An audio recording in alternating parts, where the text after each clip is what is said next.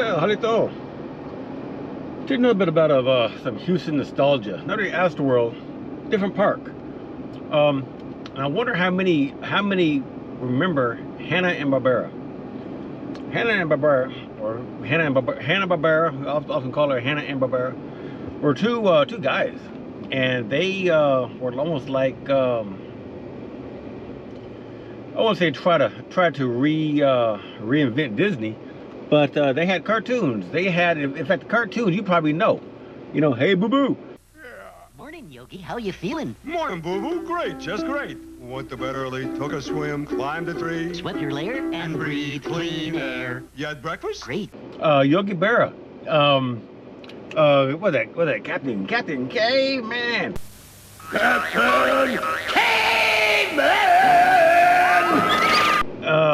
What else? Smurfs.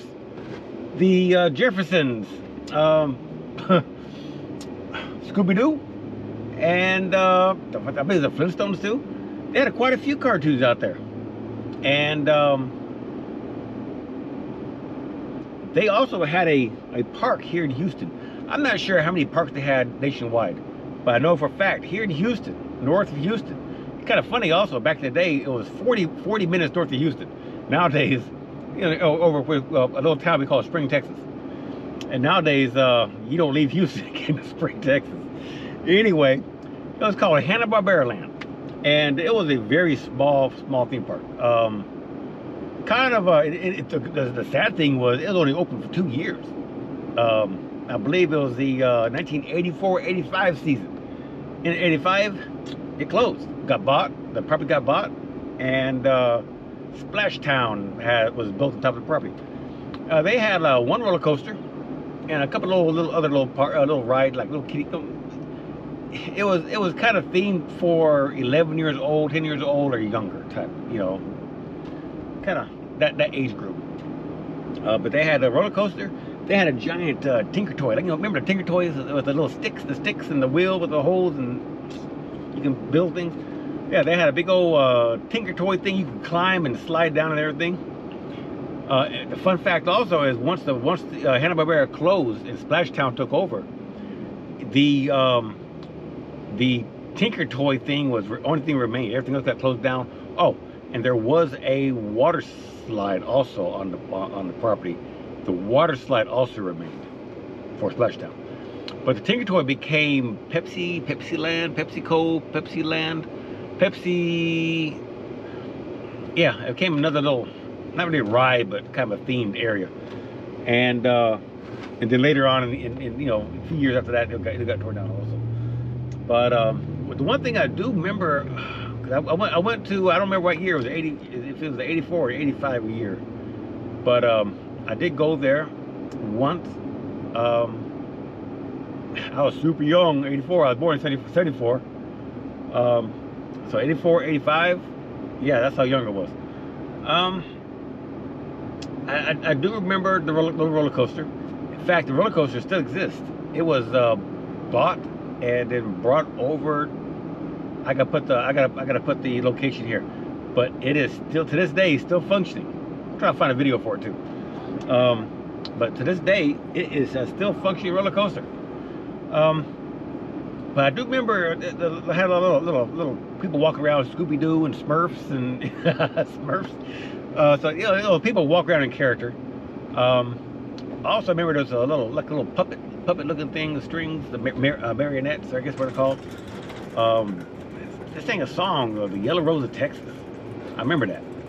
Also, there was a big tree, and I've seen this tree before. I think I've seen it, or this style tree.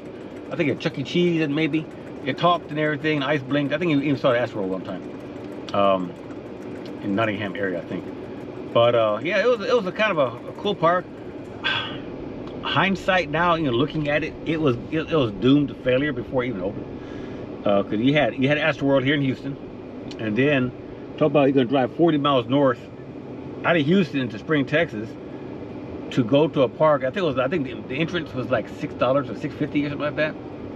Which in 1980, 84, 85, that is equivalent to like 20 bucks a day.